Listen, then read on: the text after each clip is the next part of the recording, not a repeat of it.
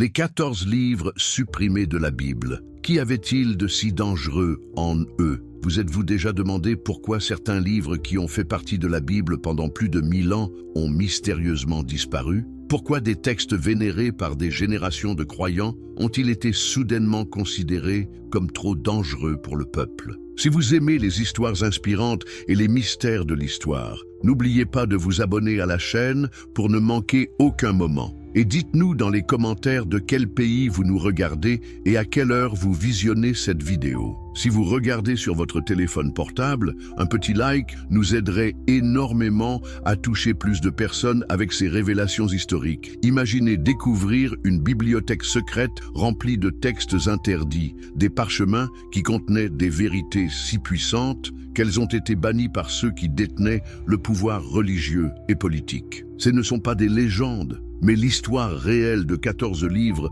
qui ont façonné la foi de millions de personnes avant d'être effacés de l'histoire officielle. Que contenaient ces textes pour susciter une telle peur? Quels secrets révélaient-ils sur les anges déchus, les prophéties cachées et les enseignements qui remettaient en question l'autorité établie? Pourquoi des hommes puissants ont-ils décidé que ces paroles ne devaient plus jamais être lues par le peuple? Aujourd'hui, nous allons lever le voile sur l'un des mystères les plus fascinants de l'histoire religieuse. Nous découvrirons ensemble pourquoi ces 14 livres, acceptés pendant des siècles comme paroles divines, ont été jugés si subversifs qu'ils ont été complètement supprimés du canon biblique. Préparez-vous à découvrir des vérités qui changeront à jamais votre compréhension de l'histoire sacrée. Première partie, le mystère des livres perdus. La bibliothèque secrète d'Alexandrie. Pensez-vous vraiment connaître l'histoire de la formation de la Bible? Saviez-vous qu'au IIIe siècle avant Jésus-Christ,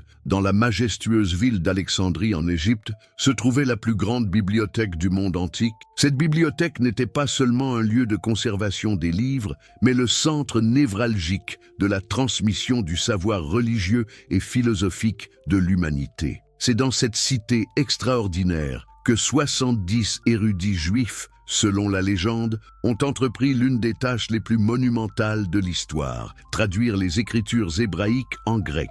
Mais voici ce que l'histoire officielle ne vous dit pas toujours. Cette traduction, appelée la Septante, incluait bien plus de livres que la Bible hébraïque que nous connaissons aujourd'hui. Comment les textes anciens étaient-ils préservés à cette époque? Imaginez des scribes travaillant jour et nuit à la lueur des lampes à huile, recopiant méticuleusement chaque mot, chaque lettre, sur des parchemins coûteux faits de peaux d'animaux. Chaque manuscrit était un trésor inestimable et la moindre erreur de copie pouvait altérer le sens d'un passage pour les générations futures. Les moines copistes des premiers siècles chrétiens ont poursuivi cette tradition sacrée. Dans les monastères isolés de l'Égypte, de la Syrie et de l'Éthiopie, des hommes dévoués ont consacré leur vie entière à la préservation de ces textes. Ils ne copiaient pas seulement ce qu'ils considéraient comme canonique, mais aussi ces textes mystérieux qui contenaient des révélations troublantes sur la nature divine et les mystères célestes. Mais pourquoi certains textes ont-ils survécu tandis que d'autres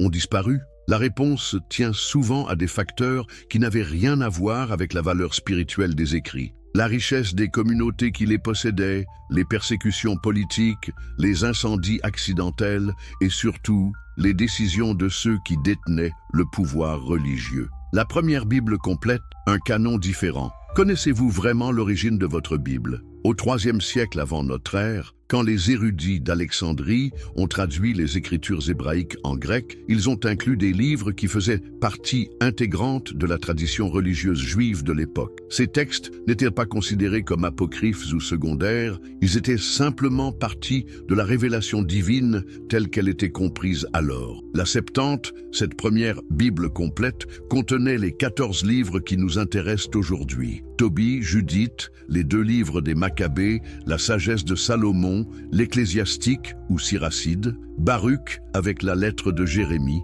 et les additions aux livres de Daniel et d'Esther. Pour les communautés juives de la diaspora dispersées à travers l'Empire romain, ces textes étaient aussi sacrés que la Torah elle-même. Mais voici un fait troublant que peu connaissent. Quand Jésus et ses disciples citaient les Écritures, ils utilisaient principalement la Septante grecque, pas les textes hébraïques originaux. Cela signifie que le Christ lui-même connaissait et respectait ces livres qui seraient plus tard jugés dangereux par certaines autorités religieuses. Les premiers chrétiens ont naturellement adopté cette Bible complète. Pour eux, il n'y avait aucune différence entre les livres que nous appelons aujourd'hui proto-canoniques et ceux que nous nommons deutérocanoniques. Saint Augustin, l'une des figures les plus influentes du christianisme primitif, considérait ces textes comme inspirés par Dieu au même titre que les autres. Comment cette vision unifiée de l'Écriture a-t-elle pu changer si radicalement ? La réponse se trouve dans les bouleversements politiques et religieux qui ont secoué le monde antique. Quand l'Empire romain a adopté le christianisme comme religion officielle au IVe siècle, la question de définir précisément quel livre constituait la vraie Bible est devenue un enjeu de pouvoir majeur. Les conciles qui ont tout changé, imaginez-vous dans une salle de réunion au IVe siècle où quelques hommes influents prennent des décisions qui affecteront la foi de milliards de personnes pour les siècles à venir. C'est exactement ce qui s'est passé lors des conciles de Hippone en 393 et de Carthage en 397, des assemblées qui ont déterminé quels livres feraient partie de la Bible officielle de l'Église. Mais qui étaient ces hommes qui ont osé décider ce qui était parole de Dieu et ce qui ne l'était pas? Il s'agissait principalement d'évêques influents, d'hommes politiques religieux qui devaient naviguer entre les pressions de l'Empire romain nouvellement christianisé et les diverses traditions théologiques qui se disputaient l'autorité. Quels critères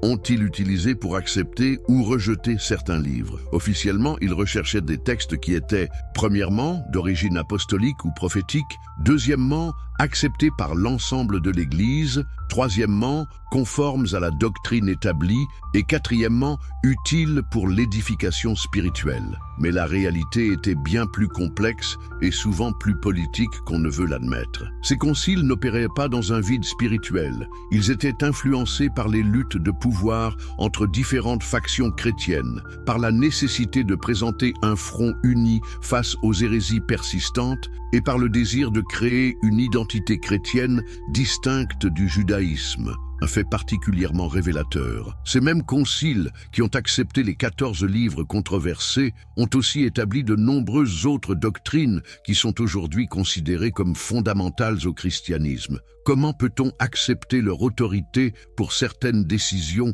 tout en rejetant d'autres? L'influence de Saint Jérôme, le traducteur de la Vulgate latine, a été déterminante dans cette période. Bien qu'il ait inclus les livres deutérocanoniques dans sa traduction, il a exprimé des réserves sur leur statut canonique, préférant suivre le canon hébreu plus restreint qui avait été établi par les rabbins juifs après la destruction du temple de Jérusalem. La révolution protestante et la grande suppression. Pourquoi Martin Luther, ce moine augustinien du XVIe siècle, a-t-il décidé de retirer ces 14 livres qui avaient fait partie de la Bible chrétienne pendant plus de 1000 ans? Sa décision n'était-elle vraiment basée que sur des considérations théologiques ou y avait-il d'autres motivations plus profondes? Luther se trouvait dans une position délicate. Il contestait l'autorité de l'Église catholique romaine tout en cherchant à établir les fondements scripturaires de sa nouvelle théologie. Les livres deutérocanoniques posaient un problème particulier parce qu'ils contenaient des passages qui semblaient soutenir certaines doctrines catholiques qu'il rejetait, notamment les prières pour les morts et certains enseignements sur la sagesse et les bonnes œuvres. Mais était-ce la vraie raison de son rejet? En examinant de plus près les écrits de Luther, nous découvrons quelque chose de fascinant. Il n'a pas seulement rejeté les livres deutérocanoniques, il a aussi exprimé des doutes sur d'autres livres qui sont aujourd'hui universellement acceptés par les protestants, comme l'épître de Jacques, qu'il appelait une épître de paille. La révolution de l'imprimerie, inventée par Gutenberg quelques décennies avant Luther, a joué un rôle crucial dans cette transformation. Pour la première fois dans l'histoire, il devenait possible de produire des Bibles en masse, mais cela nécessitait de standardiser le contenu. Les imprimeurs, guidés par des considérations économiques autant que théologiques, ont favorisé des éditions plus courtes et donc moins coûteuses à produire. Les différences entre les traditions chrétiennes sont devenues encore plus marquées à cette époque. Tandis que les protestants adoptaient le canon hébreu plus restreint, l'Église catholique a réaffirmé lors du Concile de Trente en 1546 que les livres deutérocanoniques faisaient partie intégrante de l'écriture inspirée. Les églises orthodoxes, quant à elles, ont maintenu des canons encore plus larges, incluant des livres comme l'Hénoch éthiopien et d'autres textes anciens. Deuxième partie. Les livres de sagesse interdites, le livre d'Hénoch, les secrets des anges déchus. Avez-vous déjà imaginé ce qui s'est réellement passé avant le déluge? Pourquoi l'humanité antique a-t-elle sombré dans une corruption si profonde que Dieu a décidé de la détruire? Le livre d'Hénoch, l'un des textes les plus fascinants et controversés jamais écrits, prétend révéler ses secrets cachés. Hénoch, selon la Genèse, était un homme si juste qu'il marcha avec Dieu et fut enlevé au ciel sans connaître la mort. Mais que s'est-il passé pendant son séjour céleste? Le livre qui porte son nom raconte une histoire stupéfiante, celle des vigilants, des anges envoyés pour surveiller l'humanité, qui ont finalement succombé à la tentation et sont descendus sur terre pour s'unir aux filles des hommes. Ces anges déchus, menés par Azazel et Semjaza, n'ont pas seulement corrompu l'humanité par leurs unions interdites, ils ont aussi transmis des connaissances que Dieu destinait à rester cachées. Imaginez l'impact de ces révélations, les secrets de la métallurgie pour forger des armes de guerre, l'art de l'astrologie et de la divination, les techniques de la cosmétique et de la séduction, et même les formules pour créer des poisons mortels. Pourquoi ces enseignements étaient-ils considérés comme si dangereux? Parce qu'ils transformaient l'humanité innocente en une civilisation capable de violence organisée, de manipulation des forces naturelles et de rébellion contre l'ordre divin. Le livre d'Hénoch suggère que tout le mal du monde provient de cette transmission interdite de connaissances célestes. Mais l'aspect le plus troublant du livre d'Hénoch concerne ses prophéties détaillées sur la fin des temps. Hénoch décrit avec une précision saisissante les jugements qui attendront les anges déchus et leurs descendants, les géants. Il parle d'un fils de l'homme qui viendra juger le monde, d'une résurrection des justes et d'un royaume éternel de paix. Ces prophéties étaient si précises et si troublantes que même Jésus et les auteurs du Nouveau Testament les ont citées. L'épître de Jude fait directement référence aux prophéties d'Hénoch, et de nombreux passages de l'Apocalypse semblent s'en inspirer. Comment un livre si influent sur la formation de la théologie chrétienne a-t-il pu être exclu du canon? La réponse révèle quelque chose de profondément dérangeant sur la nature du pouvoir religieux. Le livre d'Hénoch donnait aux croyants ordinaires un accès direct aux mystères célestes sans nécessiter l'intermédiaire de prêtres ou d'autorités religieuses. Il suggérait que la révélation divine pouvait être reçue par n'importe qui d'assez juste,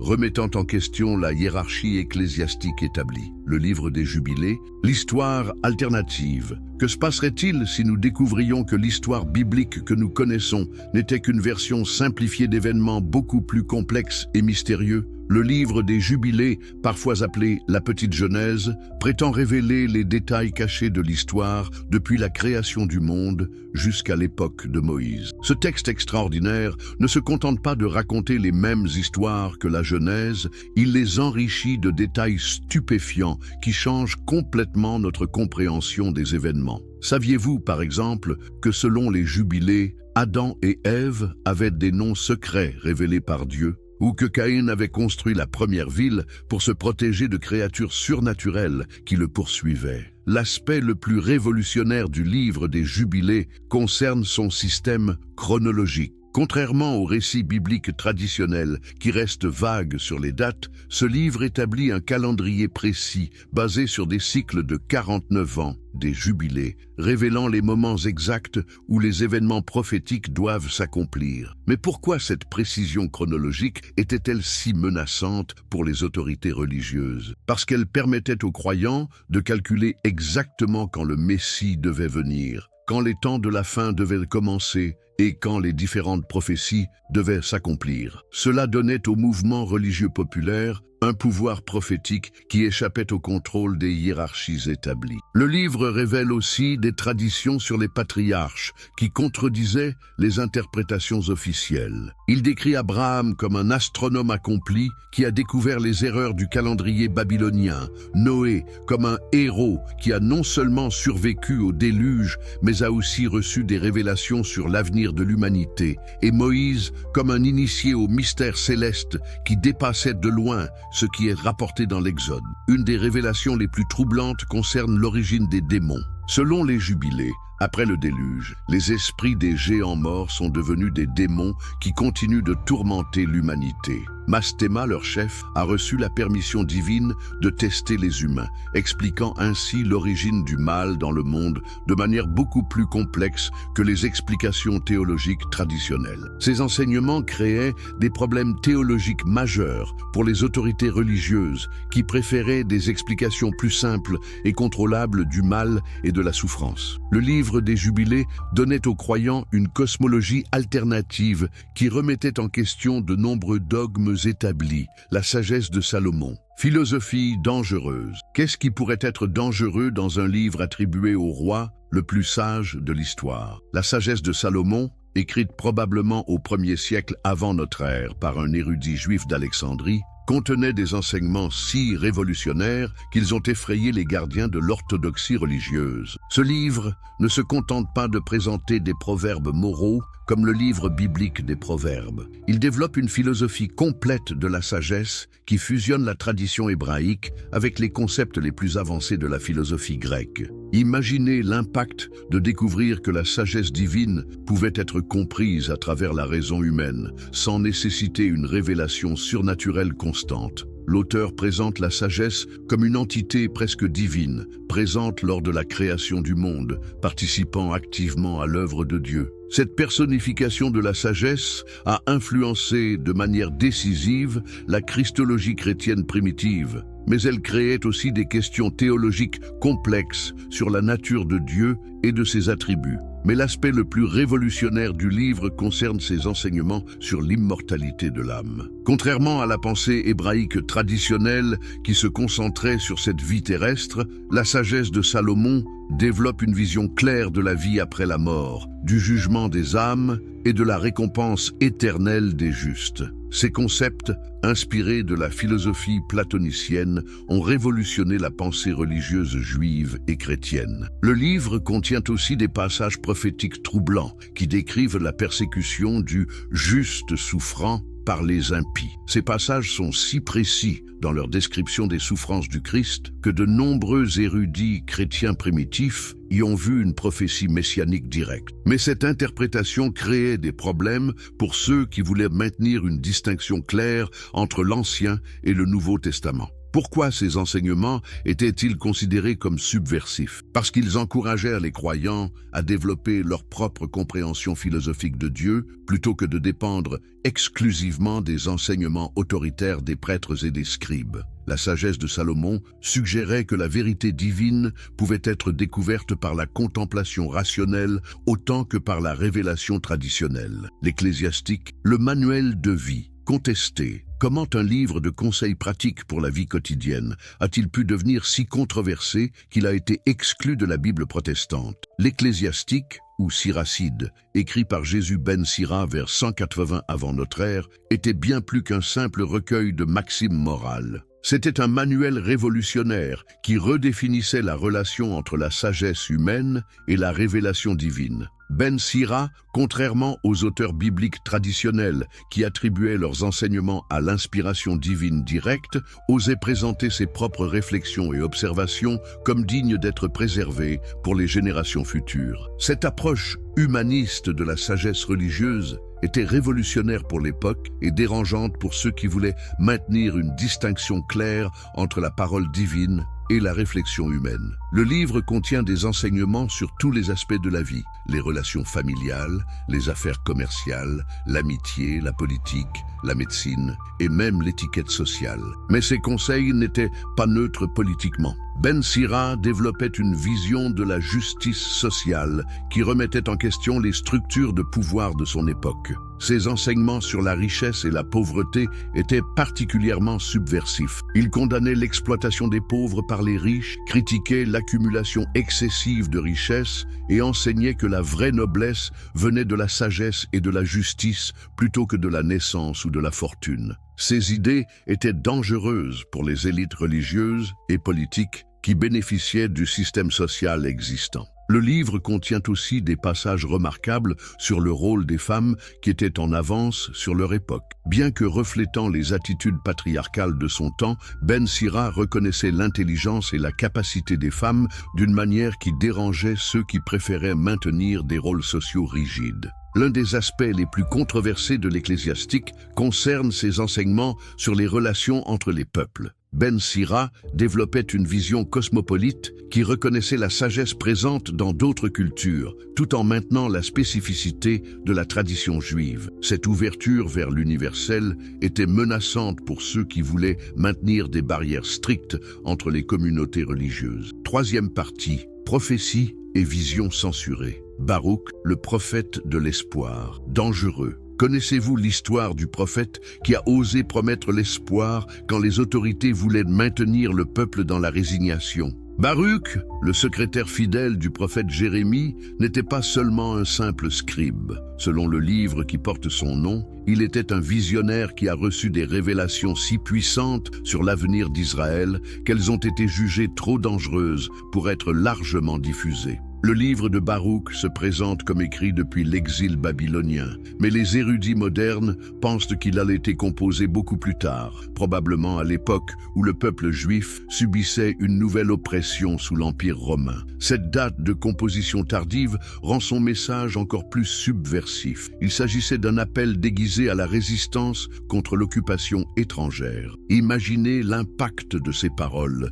sur un peuple opprimé. Prenez courage, ô Jérusalem, celui qui t'a donné un nom te consolera. Malheureux ceux qui t'ont maltraité et se sont réjouis de ta chute. Malheureuses les cités que tes enfants ont servi comme esclaves. Malheureuse celle qui a reçu tes fils. Ces mots n'étaient pas seulement de la poésie religieuse. Ils étaient un cri de ralliement pour tous ceux qui refusaient d'accepter la domination étrangère. Mais le livre de Baruch contenait quelque chose de plus dangereux encore que des appels à la résistance politique. Il développait une théologie de l'espérance qui remettait en question l'ordre établi. Baruch prophétisait que Dieu renverserait tous les puissants de leur trône et élèverait les humbles, que les exilés reviendraient dans la gloire et que Jérusalem serait restaurée dans une splendeur dépassant sa grandeur passée. Ces prophéties créaient un problème majeur pour les autorités religieuses qui collaboraient avec les pouvoirs politiques de l'époque. Comment maintenir l'ordre social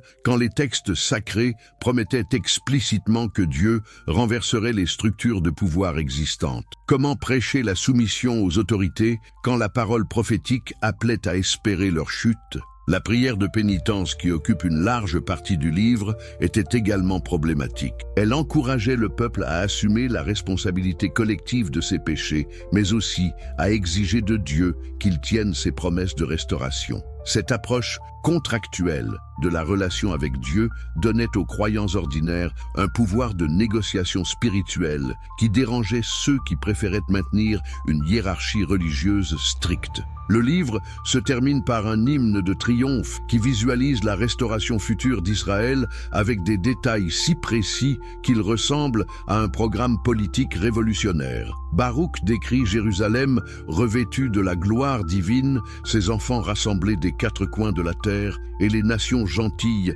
servant de guide pour le retour des exilés. Cette vision d'un renversement complet de l'ordre mondial était électrisante pour les opprimés et terrifiante pour les oppresseurs. La lettre de Jérémie, une satire dévastatrice. Qu'est-ce qui peut être plus dangereux qu'une critique mordante qui expose l'absurdité des systèmes religieux corrompus? La lettre de Jérémie, parfois incluse comme un ajout au livre de Baruch, était une satire si efficace des fausses religions qu'elle menaçait non seulement les cultes païens de l'époque, mais aussi toute forme de religion institutionnalisée qui privilégiait les rituels vides sur la justice authentique. Cette lettre prétendait avoir été envoyée par le prophète Jérémie aux Juifs sur le point d'être déportés à Babylone. Mais son véritable objectif était de démolir méthodiquement toute forme d'idolâtrie religieuse. L'auteur utilisait l'ironie et le sarcasme pour révéler l'absurdité fondamentale de vénérer des objets créés par des mains humaines.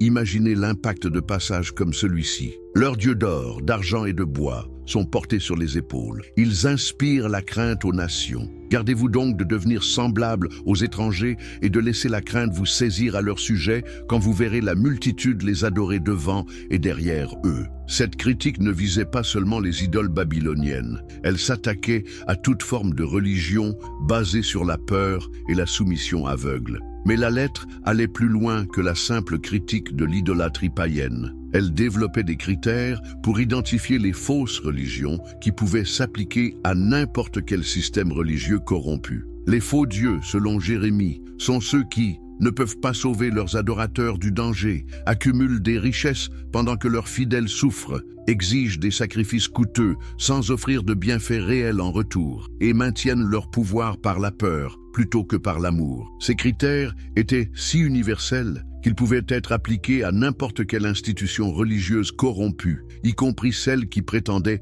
servir le vrai Dieu. La lettre encourageait les croyants à exercer leur jugement critique sur toutes les formes d'autorité religieuse, ce qui était révolutionnaire dans un monde où la tradition et l'autorité étaient rarement remises en question. L'aspect le plus subversif de la lettre de Jérémie concernait sa vision de la vraie religion. Plutôt que de se concentrer sur les rituels, les temples ou les prêtres, elle définissait l'authentique piété comme la recherche de la justice, la compassion envers les pauvres et la résistance à toutes les formes d'oppression. Cette définition éthique de la religion menaçait tous ceux qui tiraient leur pouvoir et leur richesse des systèmes religieux institutionnalisés. Les additions à Daniel. Histoire de justice subversive. Pourquoi des histoires apparemment innocentes sur la fidélité religieuse ont-elles été jugées si dangereuses qu'elles ont été retirées du livre de Daniel? Les 3 additions au livre de Daniel, l'histoire de Suzanne, celle de Belle et du dragon,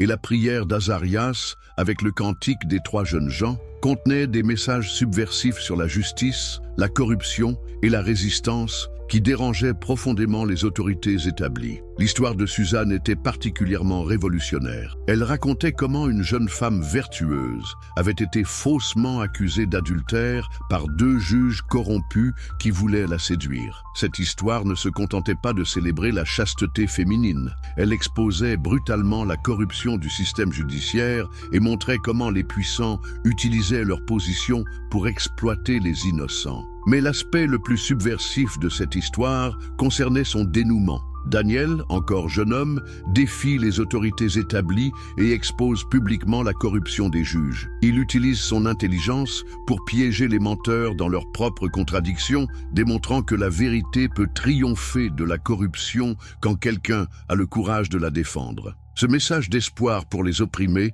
était dangereux pour ceux qui bénéficient les 14 livres supprimés de la Bible. Qu'y avait-il de si dangereux en eux? Introduction. Vous êtes-vous déjà demandé pourquoi certains livres qui ont fait partie de la Bible pendant plus de 1000 ans ont mystérieusement disparu? Pourquoi des textes vénérés par des générations de croyants ont-ils été soudainement considérés comme trop dangereux pour le peuple? Si vous aimez les histoires inspirantes et les mystères de l'histoire, n'oubliez pas de vous abonner à la chaîne pour ne manquer aucun moment. Et dites-nous dans les commentaires de quel pays vous nous regardez et à quelle heure vous visionnez cette vidéo. Si vous regardez sur votre téléphone portable, un petit like nous aiderait énormément à toucher plus de personnes avec ces révélations historiques. Imaginez découvrir une bibliothèque secrète remplie de textes interdits, des parchemins qui contenaient des vérités si puissantes qu'elles ont été bannies par ceux qui détenaient le pouvoir religieux et politique. Ce ne sont pas des légendes,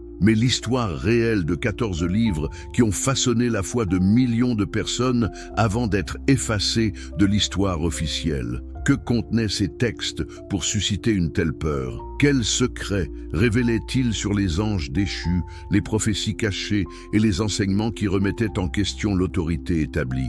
Pourquoi des hommes puissants ont-ils décidé que ces paroles ne devaient plus jamais être lues par le peuple? Aujourd'hui, nous allons lever le voile sur l'un des mystères les plus fascinants de l'histoire religieuse. Nous découvrirons ensemble pourquoi ces 14 livres, acceptés pendant des siècles comme paroles divines, ont été jugés si subversifs qu'ils ont été complètement supprimés du canon biblique. Préparez-vous à découvrir des vérités qui changeront à jamais votre compréhension de l'histoire sacrée. Première partie, le mystère des livres perdus. La bibliothèque secrète d'Alexandrie. Pensez-vous vraiment connaître l'histoire de la formation de la Bible? Saviez-vous qu'au IIIe siècle avant Jésus-Christ, dans la majestueuse ville d'Alexandrie en Égypte, se trouvait la plus grande bibliothèque du monde antique? Cette bibliothèque n'était pas seulement un lieu de conservation des livres, mais le centre névralgique de la transmission du savoir religieux et philosophique de l'humanité. C'est dans cette cité extraordinaire que 70 érudits juifs, selon la légende, ont entrepris l'une des tâches les plus monumentales de l'histoire, traduire les écritures hébraïques en grec.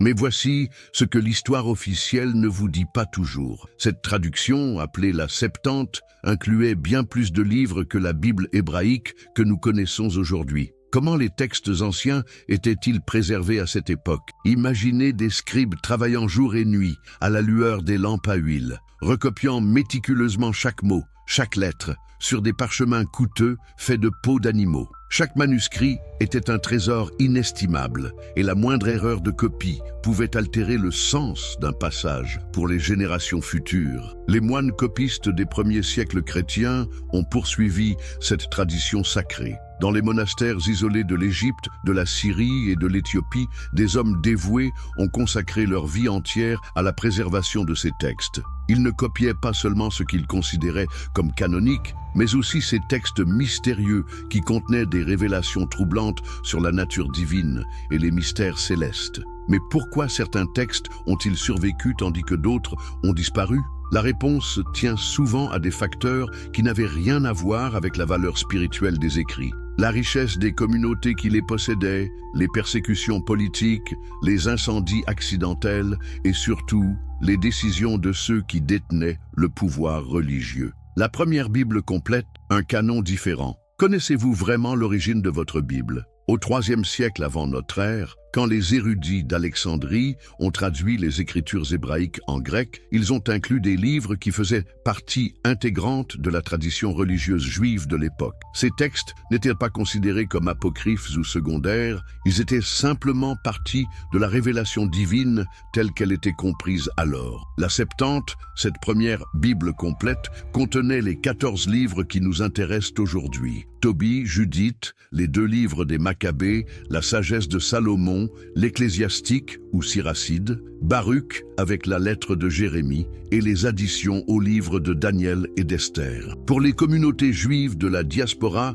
dispersées à travers l'Empire romain, ces textes étaient aussi sacrés que la Torah elle-même. Mais voici un fait troublant que peu connaissent. Quand Jésus et ses disciples citaient les Écritures, ils utilisaient principalement la Septante grecque, pas les textes hébraïques originaux. Cela signifie que le Christ lui-même connaissait et respectait ces livres qui seraient plus tard jugés dangereux par certaines autorités religieuses. Les premiers chrétiens ont naturellement adopté cette Bible complète. Pour eux, il n'y avait aucune différence entre les livres que nous appelons aujourd'hui proto-canoniques et ceux que nous nommons deutérocanoniques. Saint Augustin, l'une des figures les plus influentes du christianisme primitif, considérait ces textes comme inspirés par Dieu au même titre que les autres. Comment cette vision unifiée de l'Écriture a-t-elle pu changer si radicalement? La réponse se trouve dans les bouleversements politiques et religieux qui ont secoué le monde antique. Quand l'Empire romain a adopté le christianisme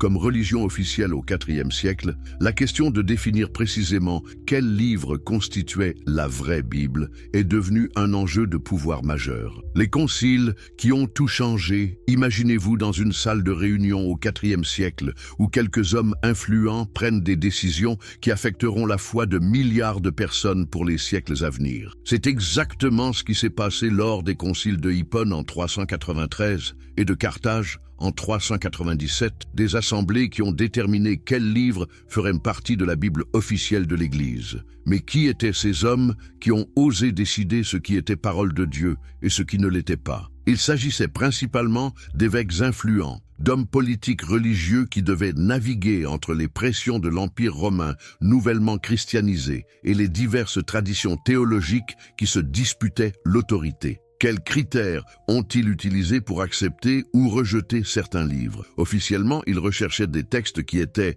premièrement, d'origine apostolique ou prophétique, deuxièmement, acceptés par l'ensemble de l'Église, troisièmement, conformes à la doctrine établie, et quatrièmement, utiles pour l'édification spirituelle. Mais la réalité était bien plus complexe et souvent plus politique qu'on ne veut l'admettre. Ces conciles n'opéraient pas dans un vide spirituel. Ils étaient influencés par les luttes de pouvoir entre différentes factions chrétiennes, par la nécessité de présenter un front uni face aux hérésies persistantes et par le désir de créer une identité chrétienne distincte du judaïsme. Un fait particulièrement révélateur. Ces mêmes conciles qui ont accepté les 14 livres controversés ont aussi établi de nombreuses autres doctrines qui sont aujourd'hui considérées comme fondamentales au christianisme. Comment peut-on accepter leur autorité pour certaines décisions tout en rejetant d'autres? L'influence de Saint Jérôme, le traducteur de la Vulgate latine,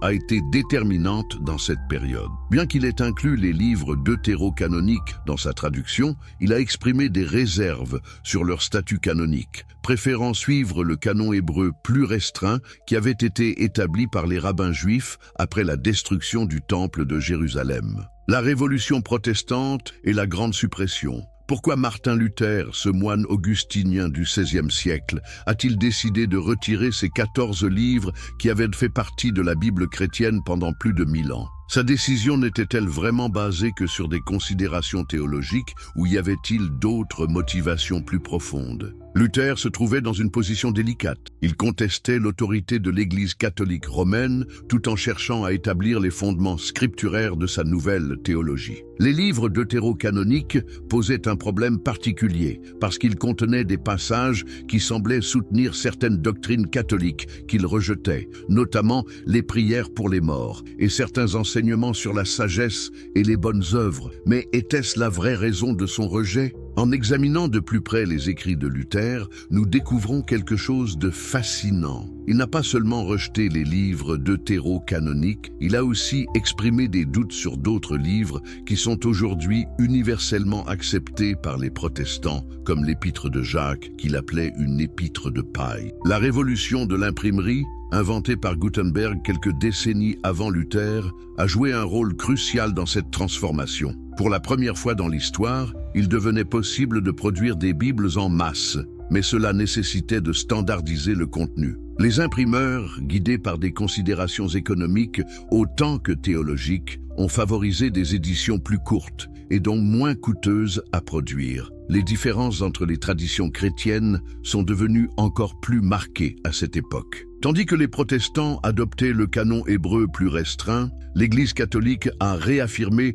lors du Concile de Trente en 1546 que les livres deutérocanoniques faisaient partie intégrante de l'écriture inspirée. Les églises orthodoxes, quant à elles, ont maintenu des canons encore plus larges, incluant des livres comme l'Enoch éthiopien et d'autres textes anciens. Deuxième partie. Les livres de sagesse interdites, le livre d'Enoch, les secrets des anges déchus. Avez-vous déjà imaginé ce qui s'est réellement passé avant le déluge? Pourquoi l'humanité antique a-t-elle sombré dans une corruption si profonde que Dieu a décidé de la détruire? Le livre d'Enoch, l'un des textes les plus fascinants et controversés jamais écrits, prétend révéler ses secrets cachés. Enoch, selon la Genèse, était un homme si juste qu'il marcha avec Dieu et fut enlevé au ciel sans connaître la mort. Mais que s'est-il passé pendant son séjour céleste? Le livre qui porte son nom raconte une histoire stupéfiante, celle des vigilants, des anges envoyés pour surveiller l'humanité,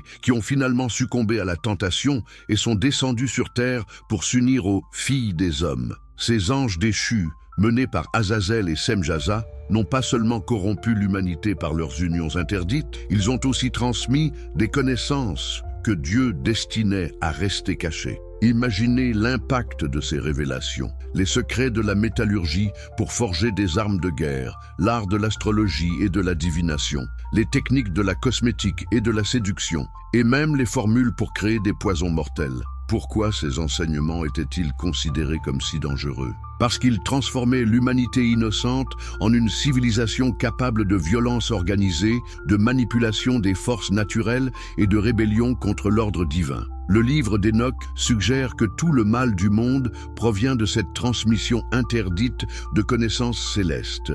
Mais l'aspect le plus troublant du livre d'Hénoch concerne ses prophéties détaillées sur la fin des temps. Hénoch décrit avec une précision saisissante les jugements qui attendront les anges déchus et leurs descendants, les géants. Il parle d'un fils de l'homme qui viendra juger le monde, d'une résurrection des justes et d'un royaume éternel de paix. Ces prophéties étaient si précises et si troublantes que même Jésus et les auteurs du Nouveau Testament les ont citées. L'épître de Jude fait directement référence aux prophéties d'Hénoch et de nombreux passages de l'Apocalypse semblent s'en inspirer. Comment un livre si influent sur la formation de la théologie chrétienne a-t-il pu être exclu du canon? La réponse révèle quelque chose de profondément dérangeant sur la nature du pouvoir religieux. Le livre d'Hénoch donnait aux croyants ordinaires un accès direct aux mystères célestes sans nécessiter l'intermédiaire de prêtres ou d'autorités religieuses. Il suggérait que la révélation divine pouvait être reçue par n'importe qui d'assez juste,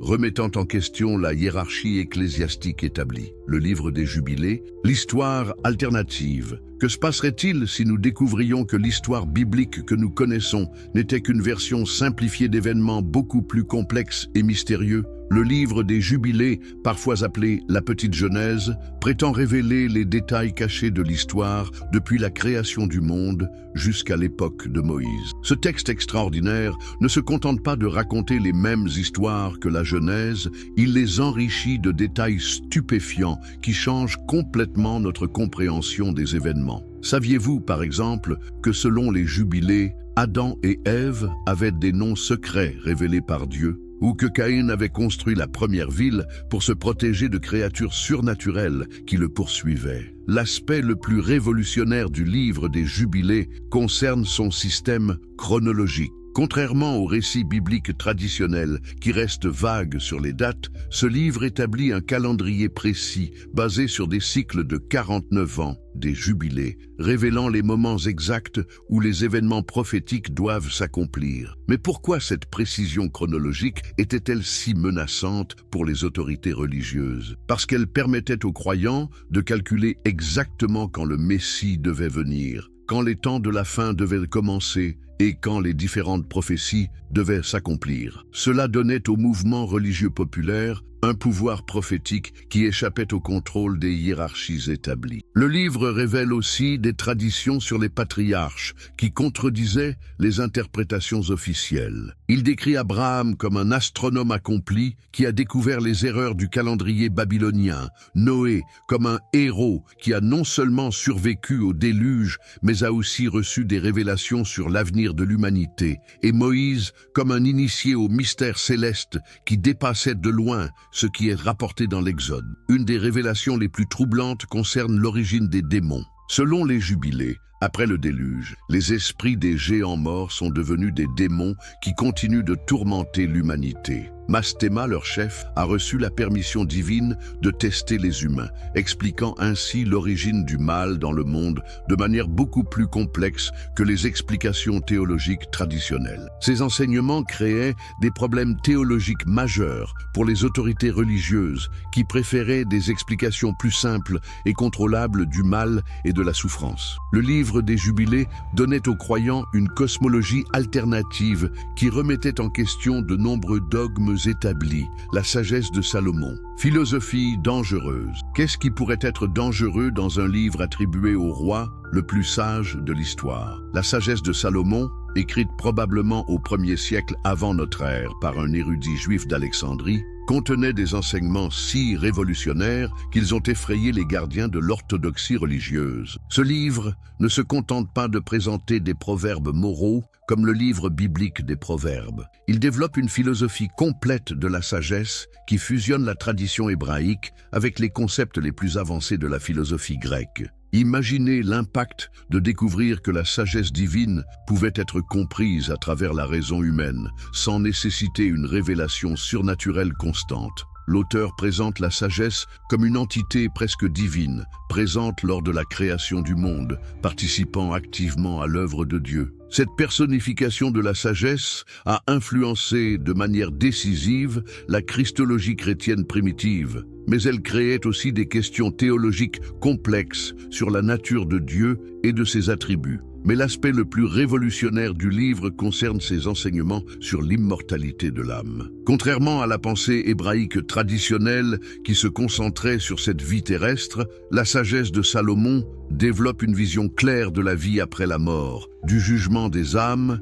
et de la récompense éternelle des justes. Ces concepts, inspirés de la philosophie platonicienne, ont révolutionné la pensée religieuse juive et chrétienne. Le livre contient aussi des passages prophétiques troublants qui décrivent la persécution du juste souffrant par les impies. Ces passages sont si précis dans leur description des souffrances du Christ que de nombreux érudits chrétiens primitifs y ont vu une prophétie messianique directe. Mais cette interprétation créait des problèmes pour ceux qui voulaient maintenir une distinction claire entre l'Ancien et le Nouveau Testament. Pourquoi ces enseignements étaient-ils considérés comme subversifs? Parce qu'ils encouragèrent les croyants à développer leur propre compréhension philosophique de Dieu plutôt que de dépendre exclusivement des enseignements autoritaires des prêtres et des scribes. La sagesse de Salomon suggérait que la vérité divine pouvait être découverte par la contemplation rationnelle autant que par la révélation traditionnelle. L'Ecclésiastique, le manuel de vie, contesté. Comment un livre de conseils pratiques pour la vie quotidienne a-t-il pu devenir si controversé qu'il a été exclu de la Bible protestante? L'Ecclésiastique, ou Siracide, écrit par Jésus ben Sira vers 180 avant notre ère, était bien plus qu'un simple recueil de maximes morales. C'était un manuel révolutionnaire qui redéfinissait la relation entre la sagesse humaine et la révélation divine. Ben Sira, contrairement aux auteurs bibliques traditionnels qui attribuaient leurs enseignements à l'inspiration divine directe, osait présenter ses propres réflexions et observations comme dignes d'être préservées pour les générations futures. Cette approche humaniste de la sagesse religieuse était révolutionnaire pour l'époque et dérangeante pour ceux qui voulaient maintenir une distinction claire entre la parole divine et la réflexion humaine. Le livre contient des enseignements sur tous les aspects de la vie, les relations familiales, les affaires commerciales, l'amitié, la politique, la médecine et même l'étiquette sociale. Mais ces conseils n'étaient pas neutres politiquement. Ben Sira développait une vision de la justice sociale qui remettait en question les structures de pouvoir de son époque. Ses enseignements sur la richesse et la pauvreté étaient particulièrement subversifs. Il condamnait l'exploitation des pauvres par les riches, critiquait l'accumulation excessive de richesses et enseignait que la vraie noblesse venait de la sagesse et de la justice plutôt que de la naissance ou de la fortune. Ces idées étaient dangereuses pour les élites religieuses et politiques qui bénéficiaient du système social existant. Le livre contient aussi des passages remarquables sur le rôle des femmes qui étaient en avance sur leur époque. Bien que reflétant les attitudes patriarcales de son temps, Ben Sira reconnaissait l'intelligence et la capacité des femmes d'une manière qui dérangeait ceux qui préféraient maintenir des rôles sociaux rigides. L'un des aspects les plus controversés de l'Ecclésiastique concerne ses enseignements sur les relations entre les peuples. Ben Sira développait une vision cosmopolite qui reconnaissait la sagesse présente dans d'autres cultures, tout en maintenant la spécificité de la tradition juive. Cette ouverture vers l'universel était menaçante pour ceux qui voulaient maintenir des barrières strictes entre les communautés religieuses. Troisième partie, prophétie et vision censurée. Baruch, le prophète de l'espoir, dangereux. Connaissez-vous l'histoire du prophète qui a osé promettre l'espoir quand les autorités voulaient maintenir le peuple dans la résignation? Baruch, le secrétaire fidèle du prophète Jérémie, n'était pas seulement un simple scribe. Selon le livre qui porte son nom, il était un visionnaire qui a reçu des révélations si puissantes sur l'avenir d'Israël qu'elles ont été jugées trop dangereuses pour être largement diffusées. Le livre de Baruch se présente comme écrit depuis l'exil babylonien, mais les érudits modernes pensent qu'il a été composé beaucoup plus tard, probablement à l'époque où le peuple juif subissait une nouvelle oppression sous l'Empire romain. Cette date de composition tardive rend son message encore plus subversif. Il s'agissait d'un appel déguisé à la résistance contre l'occupation étrangère. Imaginez l'impact de ces paroles sur un peuple opprimé. Prenez courage, ô Jérusalem, celui qui t'a donné un nom te consolera. Malheureux ceux qui t'ont maltraité et se sont réjouis de ta chute. Malheureuses les cités que tes enfants ont servi comme esclaves. Malheureuse celle qui a reçu tes fils. Ces mots n'étaient pas seulement de la poésie religieuse, ils étaient un cri de ralliement pour tous ceux qui refusaient d'accepter la domination étrangère. Mais le livre de Baruch contenait quelque chose de plus dangereux encore que des appels à la résistance politique. Il développait une théologie de l'espérance qui remettait en question l'ordre établi. Baruch prophétisait que Dieu renverserait tous les puissants de leur trône et élèverait les humbles, que les exilés reviendraient dans la gloire et que Jérusalem serait restaurée dans une splendeur dépassant sa grandeur passée. Ces prophéties créaient un problème majeur pour les autorités religieuses qui collaboraient avec les pouvoirs politiques de l'époque. Comment maintenir l'ordre social quand les textes sacrés promettaient explicitement que Dieu renverserait les structures de pouvoir existantes? Comment prêcher la soumission aux autorités quand la parole prophétique appelait à espérer leur chute? La prière de pénitence qui occupe une large partie du livre était également problématique. Elle encourageait le peuple à assumer la responsabilité collective de ses péchés, mais aussi à exiger de Dieu qu'il tienne ses promesses de restauration. Cette approche contractuelle de la relation avec Dieu donnait aux croyants ordinaires un pouvoir de négociation spirituelle qui dérangeait ceux qui préféraient maintenir une hiérarchie religieuse stricte. Le livre se termine par un hymne de triomphe qui visualise la restauration future d'Israël avec des détails si précis qu'il ressemble à un programme politique révolutionnaire. Baruch décrit Jérusalem revêtue de la gloire divine, ses enfants rassemblés des quatre coins de la terre et les nations gentilles servant de guide pour le retour des exilés. Cette vision d'un renversement complet de l'ordre mondial était électrisante pour les opprimés et terrifiante pour les oppresseurs. La lettre de Jérémie, une satire dévastatrice. Qu'est-ce qui peut être plus dangereux qu'une critique mordante qui expose l'absurdité des systèmes religieux corrompus?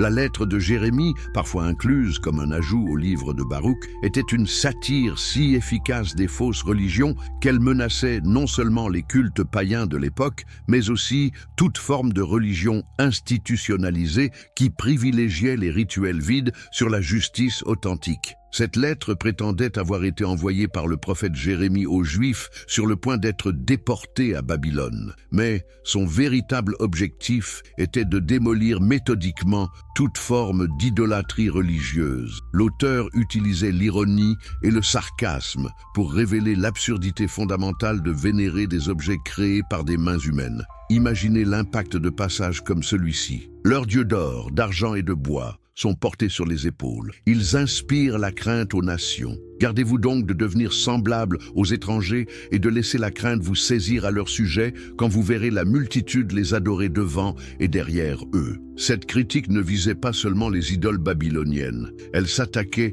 à toute forme de religion basée sur la peur et la soumission aveugle. Mais la lettre allait plus loin que la simple critique de l'idolâtrie païenne. Elle développait des critères pour identifier les fausses religions qui pouvaient s'appliquer à n'importe quel système religieux corrompu. Les faux dieux, selon Jérémie, sont ceux qui ne peuvent pas sauver leurs adorateurs du danger, accumulent des richesses pendant que leurs fidèles souffrent, exigent des sacrifices coûteux sans offrir de bienfaits réels en retour, et maintiennent leur pouvoir par la peur plutôt que par l'amour. Ces critères étaient si universels qu'ils pouvaient être appliqués à n'importe quelle institution religieuse corrompue, y compris celle qui prétendait servir le vrai Dieu. La lettre encourageait les croyants à exercer leur jugement critique sur toutes les formes d'autorité religieuse, ce qui était révolutionnaire dans un monde où la tradition et l'autorité étaient rarement remises en question. L'aspect le plus subversif de la lettre de Jérémie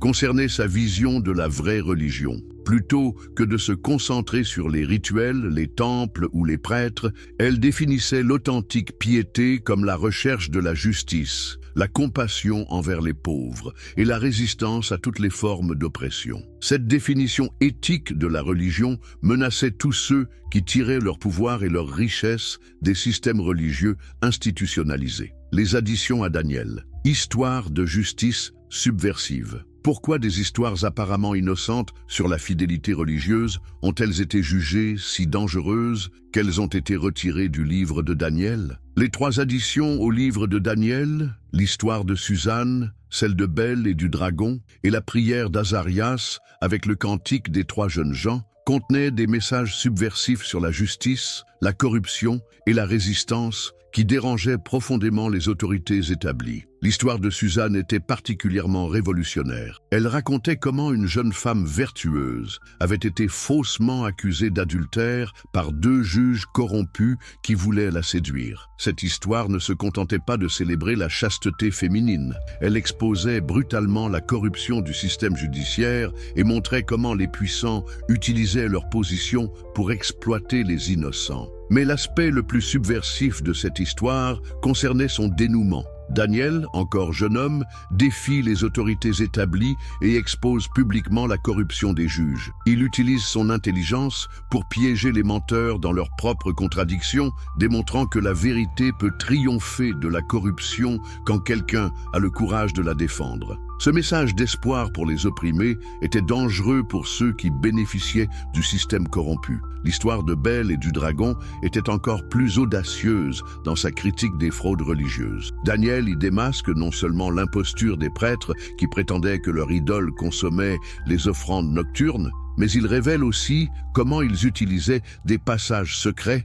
pour voler la nourriture destinée au sacrifice. Cette exposition des tromperies religieuses était un modèle pour tous ceux qui voulaient dénoncer les abus du clergé. Imaginez l'impact de voir un héros religieux utiliser la ruse et l'intelligence pour exposer les mensonges des autorités religieuses officielles. Daniel répand de la cendre sur le sol du temple pour révéler les empreintes des prêtres et de leurs familles, prouvant ainsi leur culpabilité. Cette méthode d'investigation rationnelle pour exposer les fraudes religieuses était révolutionnaire et dangereuse pour tous ceux qui maintenaient leur pouvoir par la tromperie. La prière d'Azarias et le cantique des 3 jeunes gens dans la fournaise ardente contenaient des éléments encore plus subversifs. Ces prières ne se contentaient pas d'exprimer la foi en Dieu, elles développaient une théologie de la résistance qui justifiait la désobéissance civile face aux lois injustes.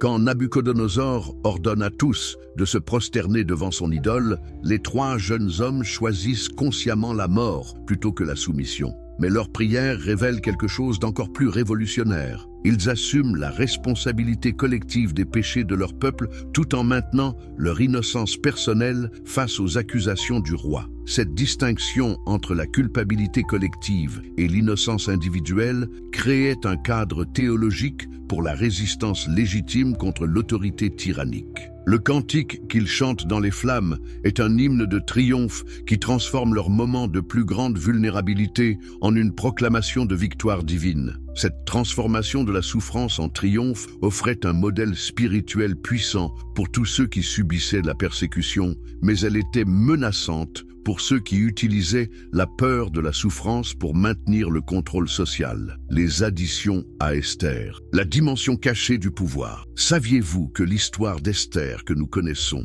n'était qu'une version édulcorée d'un récit beaucoup plus complexe et politiquement subversif? Les additions grecques au livre d'Esther révélaient les dimensions spirituelles et politiques cachées de cette histoire de résistance à l'oppression ethnique.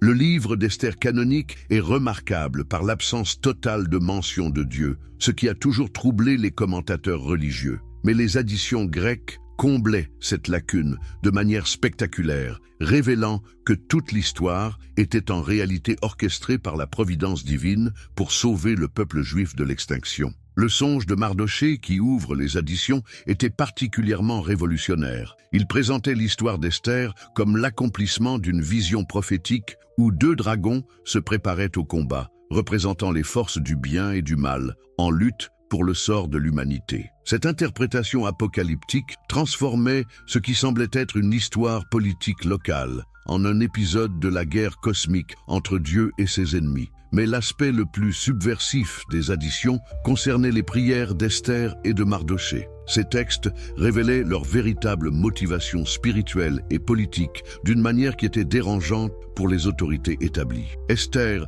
y confesse sa répugnance pour sa position de reine, révélant qu'elle n'a jamais mangé à la table du roi ni participé aux banquets royaux et qu'elle considère sa couronne comme un linge souillé. Cette révélation transformait complètement la compréhension du personnage d'Esther. Au lieu d'être une femme ambitieuse qui avait profité de sa beauté pour accéder au pouvoir, elle devient une résistante infiltrée qui sacrifie sa pureté personnelle pour sauver son peuple. Cette vision de la résistance clandestine était un modèle dangereux pour tous ceux qui vivaient sous des régimes oppressifs. La prière de Mardochée révélait des motivations encore plus subversives. Il y explique que son refus de se prosterner devant Haman n'était pas de l'orgueil personnel, mais une résistance consciente à l'idolâtrie politique. Il déclare qu'il serait prêt à baiser les traces des pieds d'Aman si cela pouvait sauver Israël, mais qu'il ne peut pas donner à un homme l'honneur qui n'appartient qu'à Dieu. Cette distinction entre l'honneur civil légitime et l'adoration idolâtre créait un cadre théologique sophistiqué pour la résistance sélective à l'autorité gouvernementale. Elle enseignait aux croyants à identifier exactement quand l'obéissance civile devenait compromise spirituelle, une leçon dangereuse pour tous les régimes qui exigeaient une soumission totale. Les édits royaux inclus dans les additions révélaient aussi la sophistication politique des auteurs. Le premier édit d'Aman utilisait un langage qui serait familier à quiconque a étudié la propagande antisémite à travers l'histoire, accusant les Juifs d'être un peuple dispersé parmi tous les peuples de votre royaume, ayant des lois différentes de celles de tous les peuples, ne respectant pas les lois du roi. Cette analyse de la rhétorique génocidaire était prophétique et troublante. La réponse d'Artaxerxès dans le second édit était encore plus révolutionnaire. Il y dénonce explicitement ceux qui, placés en autorité, sont souvent rendus arrogants par la bonté de leurs bienfaiteurs et cherchent à nuire non seulement à nos sujets, mais aussi incapables de supporter la prospérité, ils conspirent contre ceux-là même qui les ont élevés. Cette critique du pouvoir corrompu était universelle et intemporelle, s'appliquant à toutes les situations où l'autorité était utilisée pour opprimer plutôt que pour servir. Ces textes enseignaient aux lecteurs à analyser les mécanismes du pouvoir politique, à identifier les signes avant-coureurs de la tyrannie et à développer des stratégies de résistance qui pouvaient fonctionner même dans les situations les plus désespérées. Ces compétences étaient précieuses pour les opprimés, mais terrifiantes pour les oppresseurs. L'interprétation finale du songe de Mardochée liait explicitement l'histoire d'Esther aux promesses prophétiques plus larges concernant le triomphe ultime du peuple de Dieu sur ses ennemis. Cette dimension eschatologique transformait l'histoire en une promesse que tous les génocides futurs seraient également déjoués par l'intervention divine. Un message d'espoir puissant, mais politiquement subversif. Ces additions à Esther créaient donc un manuel complet de théologie de la résistance, qui enseignait aux croyants comment maintenir leur intégrité spirituelle tout en naviguant dans des systèmes politiques corrompus, comment identifier et déjouer les conspirations génocidaires et comment avoir confiance que la justice divine triompherait finalement de l'injustice humaine. Ces leçons étaient inestimables pour les communautés persécutées, mais dangereuses pour ceux qui bénéficiaient de l'oppression systémique. C'est précisément cette combinaison de perspicacité politique, de courage moral et d'espérance eschatologique qui rendait ces textes si dangereux aux yeux des autorités religieuses et politiques. Il ne se contentait pas de promettre une consolation future, il donnait aux croyants les outils intellectuels et spirituels nécessaires pour résister efficacement à l'oppression présente. Cette fusion de la spiritualité et de la résistance pratique était révolutionnaire et reste pertinente pour tous ceux qui luttent contre l'injustice aujourd'hui. La question qui demeure troublante est la suivante. Si ces textes contenaient des vérités si puissantes et des leçons si précieuses, pourquoi ont-ils été supprimés de la Bible que la plupart des chrétiens lisent aujourd'hui? La réponse révèle quelque chose de profondément dérangeant sur la relation entre le pouvoir religieux et la vérité spirituelle, quelque chose que nous devons comprendre si nous voulons éviter de répéter les erreurs du passé. Ces livres nous enseignent que la formation de la Bible n'était pas un processus neutre guidé uniquement par la recherche de la vérité divine, mais un processus politique complexe influencé par les luttes de pouvoir de chaque époque. Comprendre cette histoire nous rend plus sages, pas moins croyants, car elle nous apprend à distinguer entre la parole éternelle de Dieu et les décisions temporaires des institutions humaines. Qu'est-ce que cela signifie pour nous aujourd'hui? Que nous devons aborder tous les textes religieux, qu'ils soient canoniques ou apocryphes, avec la même attitude d'humble recherche de la vérité qui animait les héros de ces histoires supprimées. Nous devons avoir le courage de Daniel face aux fraudes religieuses, la sagesse d'Esther face à l'oppression politique et l'espérance de Baruch face à l'apparente victoire du mal. Ces textes dangereux nous rappellent que la véritable spiritualité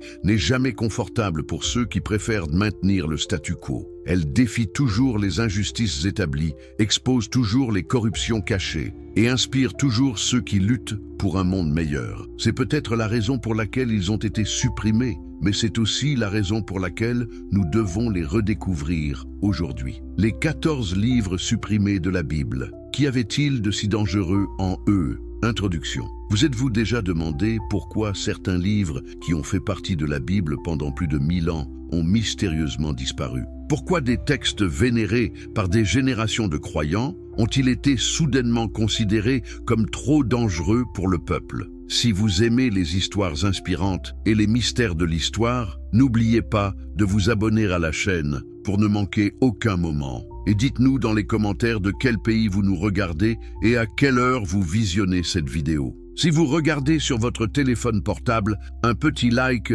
nous aiderait énormément à toucher plus de personnes avec ces révélations historiques. Imaginez découvrir une bibliothèque secrète remplie de textes interdits, des parchemins qui contenaient des vérités si puissantes qu'elles ont été bannies par ceux qui détenaient le pouvoir religieux et politique. Ce ne sont pas des légendes, mais l'histoire réelle de 14 livres qui ont façonné la foi de millions de personnes avant d'être effacés de l'histoire officielle. Que contenaient ces textes pour susciter une telle peur? Quels secrets révélaient-ils sur les anges déchus, les prophéties cachées et les enseignements qui remettaient en question l'autorité établie? Pourquoi des hommes puissants ont-ils décidé que ces paroles ne devaient plus jamais être lues par le peuple? Aujourd'hui, nous allons lever le voile sur l'un des mystères les plus fascinants de l'histoire religieuse. Nous découvrirons ensemble pourquoi ces 14 livres, acceptés pendant des siècles comme paroles divines,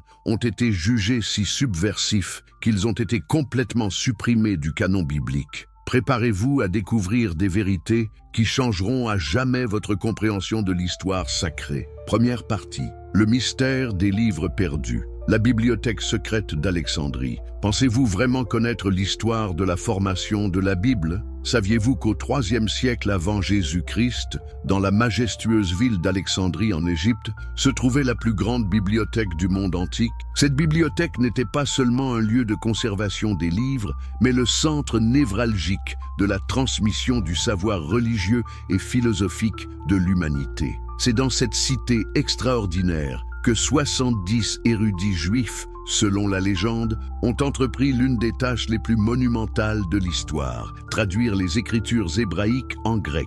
Mais voici ce que l'histoire officielle ne vous dit pas toujours. Cette traduction, appelée la Septante, incluait bien plus de livres que la Bible hébraïque que nous connaissons aujourd'hui. Comment les textes anciens étaient-ils préservés à cette époque? Imaginez des scribes travaillant jour et nuit à la lueur des lampes à huile, recopiant méticuleusement chaque mot, chaque lettre, sur des parchemins coûteux faits de peaux d'animaux. Chaque manuscrit était un trésor inestimable, et la moindre erreur de copie pouvait altérer le sens d'un passage pour les générations futures. Les moines copistes des premiers siècles chrétiens ont poursuivi cette tradition sacrée. Dans les monastères isolés de l'Égypte, de la Syrie et de l'Éthiopie, des hommes dévoués ont consacré leur vie entière à la préservation de ces textes. Ils ne copiaient pas seulement ce qu'ils considéraient comme canonique, mais aussi ces textes mystérieux qui contenaient des révélations troublantes sur la nature divine et les mystères célestes. Mais pourquoi certains textes ont-ils survécu tandis que d'autres ont disparu? La réponse tient souvent à des facteurs qui n'avaient rien à voir avec la valeur spirituelle des écrits. La richesse des communautés qui les possédaient, les persécutions politiques, les incendies accidentels et surtout les décisions de ceux qui détenaient le pouvoir religieux. La première Bible complète, un canon différent. Connaissez-vous vraiment l'origine de votre Bible? Au IIIe siècle avant notre ère, quand les érudits d'Alexandrie ont traduit les écritures hébraïques en grec, ils ont inclus des livres qui faisaient partie intégrante de la tradition religieuse juive de l'époque. Ces textes n'étaient pas considérés comme apocryphes ou secondaires, ils étaient simplement partie de la révélation divine telle qu'elle était comprise alors. La Septante, cette première Bible complète, contenait les 14 livres qui nous intéressent aujourd'hui. Tobie, Judith, les 2 livres des Maccabées, la sagesse de Salomon, l'Ecclésiastique ou Siracide, Baruch avec la lettre de Jérémie et les additions aux livres de Daniel et d'Esther. Pour les communautés juives de la diaspora dispersées à travers l'Empire romain, ces textes étaient aussi sacrés que la Torah elle-même. Mais voici un fait troublant que peu connaissent. Quand Jésus et ses disciples citaient les Écritures, ils utilisaient principalement la Septante grecque, pas les textes hébraïques originaux. Cela signifie que le Christ lui-même connaissait et respectait ces livres qui seraient plus tard jugés dangereux par certaines autorités religieuses. Les premiers chrétiens ont naturellement adopté cette Bible complète. Pour eux, il n'y avait aucune différence entre les livres que nous appelons aujourd'hui proto-canoniques et ceux que nous nommons deutérocanoniques. Saint Augustin, l'une des figures les plus influentes du christianisme primitif, considérait ces textes comme inspirés par Dieu au même titre que les autres. Comment cette vision unifiée de l'Écriture a-t-elle pu changer si radicalement? La réponse se trouve dans les bouleversements politiques et religieux qui ont secoué le monde antique. Quand l'Empire romain a adopté le christianisme comme religion officielle au IVe siècle, la question de définir précisément quel livre constituait la vraie Bible est devenue un enjeu de pouvoir majeur. Les conciles qui ont tout changé, imaginez-vous dans une salle de réunion au IVe siècle où quelques hommes influents prennent des décisions qui affecteront la foi de milliards de personnes pour les siècles à venir. C'est exactement ce qui s'est passé lors des conciles de Hippone en 393 et de Carthage en 397, des assemblées qui ont déterminé quels livres feraient partie de la Bible officielle de l'Église. Mais qui étaient ces hommes qui ont osé décider ce qui était parole de Dieu et ce qui ne l'était pas? Il s'agissait principalement d'évêques influents, d'hommes politiques religieux qui devaient naviguer entre les pressions de l'Empire romain nouvellement christianisé et les diverses traditions théologiques qui se disputaient l'autorité. Quels critères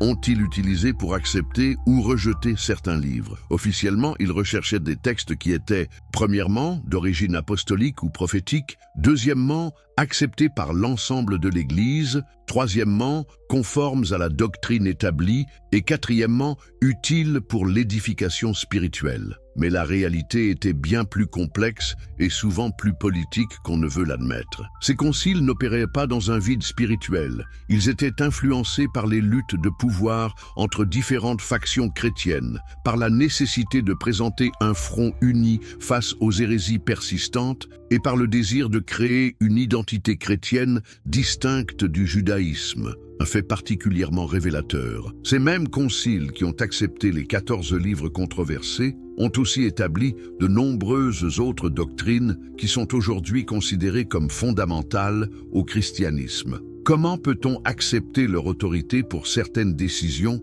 tout en rejetant d'autres? L'influence de Saint Jérôme, le traducteur de la Vulgate latine, a été déterminante dans cette période. Bien qu'il ait inclus les livres deutérocanoniques dans sa traduction, il a exprimé des réserves sur leur statut canonique, préférant suivre le canon hébreu plus restreint qui avait été établi par les rabbins juifs après la destruction du temple de Jérusalem. La révolution protestante et la grande suppression. Pourquoi Martin Luther, ce moine augustinien du XVIe siècle, a-t-il décidé de retirer ces 14 livres qui avaient fait partie de la Bible chrétienne pendant plus de 1000 ans? Sa décision n'était-elle vraiment basée que sur des considérations théologiques ou y avait-il d'autres motivations plus profondes? Luther se trouvait dans une position délicate. Il contestait l'autorité de l'Église catholique romaine tout en cherchant à établir les fondements scripturaires de sa nouvelle théologie. Les livres deutérocanoniques posaient un problème particulier parce qu'ils contenaient des passages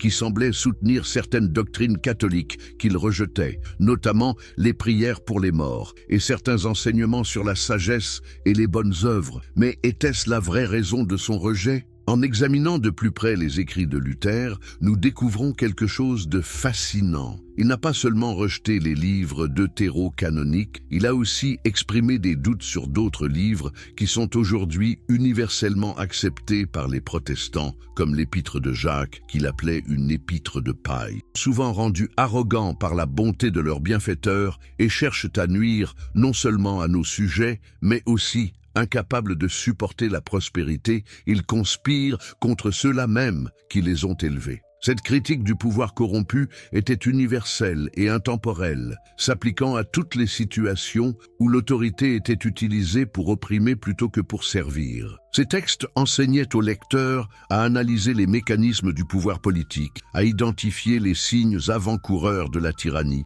et à développer des stratégies de résistance qui pouvaient fonctionner même dans les situations les plus désespérées. Ces compétences étaient précieuses pour les opprimés, mais terrifiantes pour les oppresseurs. L'interprétation finale du songe de Mardochée liait explicitement l'histoire d'Esther aux promesses prophétiques plus larges concernant le triomphe ultime du peuple de Dieu sur ses ennemis. Cette dimension eschatologique transformait l'histoire en une promesse que tous les génocides futurs seraient également déjoués par l'intervention divine. Un message d'espoir puissant, mais politiquement subversif. Ces additions à Esther créaient donc un manuel complet de théologie de la résistance, qui enseignait aux croyants comment maintenir leur intégrité spirituelle tout en naviguant dans des systèmes politiques corrompus, comment identifier et déjouer les conspirations génocidaires et comment avoir confiance que la justice divine triompherait finalement de l'injustice humaine. Ces leçons étaient inestimables pour les communautés persécutées, mais dangereuses pour ceux qui bénéficiaient de l'oppression systémique. C'est précisément cette combinaison de perspicacité politique, de courage moral et d'espérance eschatologique qui rendait ces textes si dangereux aux yeux des autorités religieuses et politiques. Ils ne se contentaient pas de promettre une consolation future, ils donnaient aux croyants les outils intellectuels et spirituels nécessaires pour résister efficacement à l'oppression présente. Cette fusion de la spiritualité et de la résistance pratique était révolutionnaire et reste pertinente pour tous ceux qui luttent contre l'injustice aujourd'hui. La question qui demeure troublante est la suivante. Si ces textes contenaient des vérités si puissantes et des leçons si précieuses, pourquoi ont-ils été supprimés de la Bible que la plupart des chrétiens lisent aujourd'hui? La réponse révèle quelque chose de profondément dérangeant sur la relation entre le pouvoir religieux et la vérité spirituelle, quelque chose que nous devons comprendre si nous voulons éviter de répéter les erreurs du passé. Ces livres nous enseignent que la formation de la Bible n'était pas un processus neutre guidé uniquement par la recherche de la vérité divine, mais un processus politique complexe influencé par les luttes de pouvoir de chaque époque. Comprendre cette histoire nous rend plus sages, pas moins croyants, car elle nous apprend à distinguer entre la parole éternelle de Dieu et les décisions temporaires des institutions humaines. Qu'est-ce que cela signifie pour nous aujourd'hui? Que nous devons aborder tous les textes religieux, qu'ils soient canoniques ou apocryphes, avec la même attitude d'humble recherche de la vérité qui animait les héros de ces histoires supprimées. Nous devons avoir le courage de Daniel face aux fraudes religieuses, la sagesse d'Esther face à l'oppression politique et l'espérance de Baruch face à l'apparente victoire du mal. Ces textes dangereux nous rappellent que la véritable spiritualité n'est jamais confortable pour ceux qui préfèrent maintenir le statu quo. Elle défie toujours les injustices établies, expose toujours les corruptions cachées et inspire toujours ceux qui luttent pour un monde meilleur. C'est peut-être la raison pour laquelle ils ont été supprimés, mais c'est aussi la raison pour laquelle nous devons les redécouvrir aujourd'hui. Les 14 livres supprimés de la Bible. Qu'y avait-il de si dangereux en eux? Introduction. Vous êtes-vous déjà demandé pourquoi certains livres qui ont fait partie de la Bible pendant plus de 1000 ans ont mystérieusement disparu? Pourquoi des textes vénérés par des générations de croyants ont-ils été soudainement considérés comme trop dangereux pour le peuple? Si vous aimez les histoires inspirantes et les mystères de l'histoire, n'oubliez pas de vous abonner à la chaîne pour ne manquer aucun moment. Et dites-nous dans les commentaires de quel pays vous nous regardez et à quelle heure vous visionnez cette vidéo. Si vous regardez sur votre téléphone portable, un petit like nous aiderait énormément à toucher plus de personnes avec ces révélations historiques. Imaginez découvrir une bibliothèque secrète remplie de textes interdits, des parchemins qui contenaient des vérités si puissantes qu'elles ont été bannies par ceux qui détenaient le pouvoir religieux et politique. Ce ne sont pas des légendes, mais l'histoire réelle de 14 livres qui ont façonné la foi de millions de personnes avant d'être effacés de l'histoire officielle. Que contenaient ces textes pour susciter une telle peur? Quels secrets révélaient-ils sur les anges déchus, les prophéties cachées et les enseignements qui remettaient en question l'autorité établie? Pourquoi des hommes puissants ont-ils décidé que ces paroles ne devaient plus jamais être lues par le peuple? Aujourd'hui, nous allons lever le voile sur l'un des mystères les plus fascinants de l'histoire religieuse. Nous découvrirons ensemble pourquoi ces 14 livres, acceptés pendant des siècles comme paroles divines, ont été jugés si subversifs qu'ils ont été complètement supprimés du canon biblique. Préparez-vous à découvrir des vérités qui changeront à jamais votre compréhension de l'histoire sacrée. Première partie. Le mystère des livres perdus. La bibliothèque secrète d'Alexandrie. Pensez-vous vraiment connaître l'histoire de la formation de la Bible? Saviez-vous qu'au IIIe siècle avant Jésus-Christ, dans la majestueuse ville d'Alexandrie en Égypte, se trouvait la plus grande bibliothèque du monde antique? Cette bibliothèque n'était pas seulement un lieu de conservation des livres, mais le centre névralgique de la transmission du savoir religieux et philosophique de l'humanité. C'est dans cette cité extraordinaire que 70 érudits juifs, selon la légende, ont entrepris l'une des tâches les plus monumentales de l'histoire, traduire les écritures hébraïques en grec. Mais voici ce que l'histoire officielle ne vous dit pas toujours. Cette traduction, appelée la Septante, incluait bien plus de livres que la Bible hébraïque que nous connaissons aujourd'hui. Comment les textes anciens étaient-ils préservés à cette époque? Imaginez des scribes travaillant jour et nuit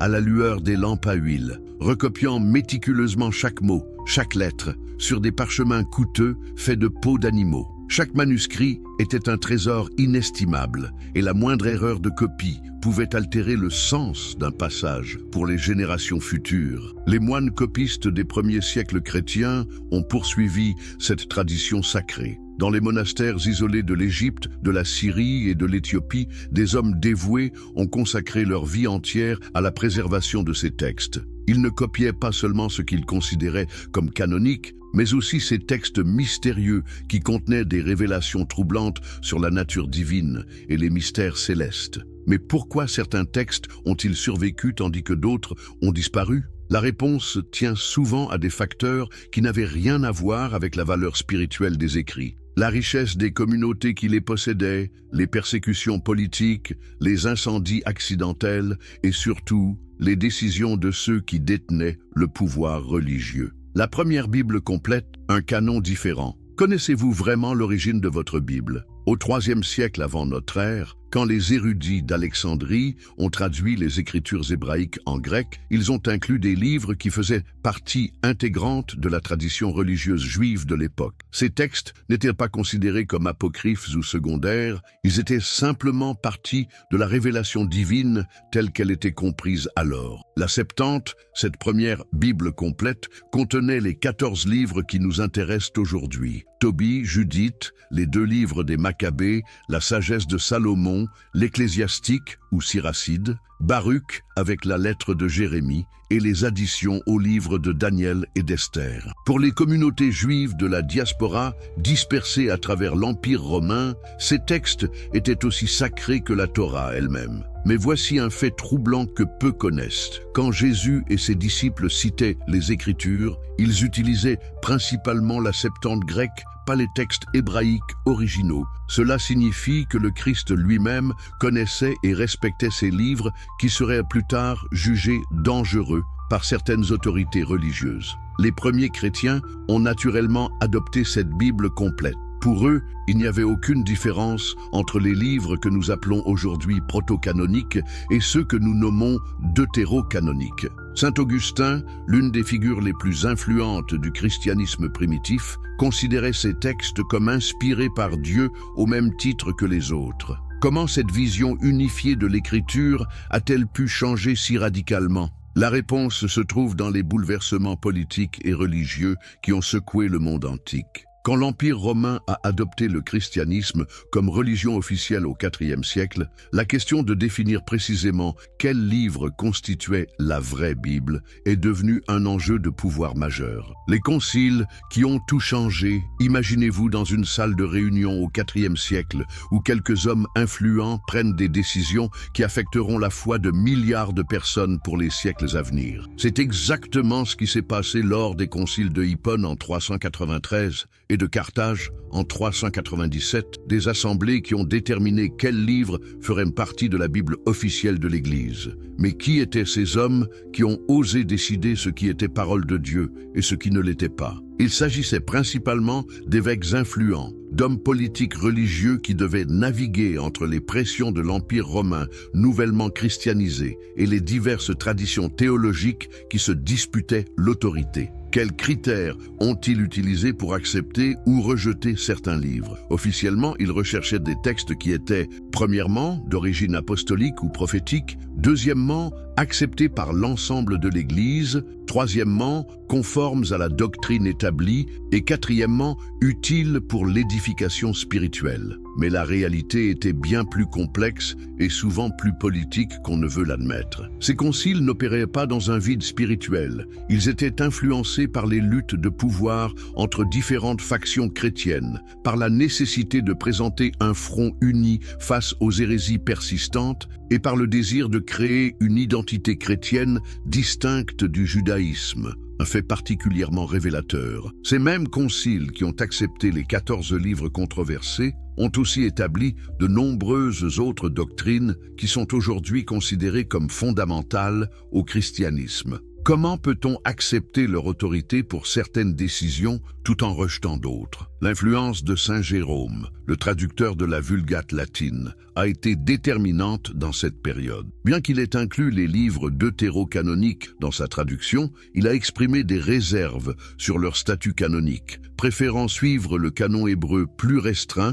qui avait été établi par les rabbins juifs après la destruction du temple de Jérusalem. La révolution protestante et la grande suppression. Pourquoi Martin Luther, ce moine augustinien du XVIe siècle, a-t-il décidé de retirer ces 14 livres qui avaient fait partie de la Bible chrétienne pendant plus de 1000 ans ? Sa décision n'était-elle vraiment basée que sur des considérations théologiques ou y avait-il d'autres motivations plus profondes ? Luther se trouvait dans une position délicate. Il contestait l'autorité de l'Église catholique romaine tout en cherchant à établir les fondements scripturaires de sa nouvelle théologie. Les livres deutéro-canoniques posaient un problème particulier parce qu'ils contenaient des passages qui semblaient soutenir certaines doctrines catholiques qu'il rejetait, notamment les prières pour les morts et certains enseignements sur la sagesse et les bonnes œuvres. Mais était-ce la vraie raison de son rejet ? En examinant de plus près les écrits de Luther, nous découvrons quelque chose de fascinant. Il n'a pas seulement rejeté les livres deutéro-canoniques, il a aussi exprimé des doutes sur d'autres livres qui sont aujourd'hui universellement acceptés par les protestants, comme l'épître de Jacques, qu'il appelait une épître de paille.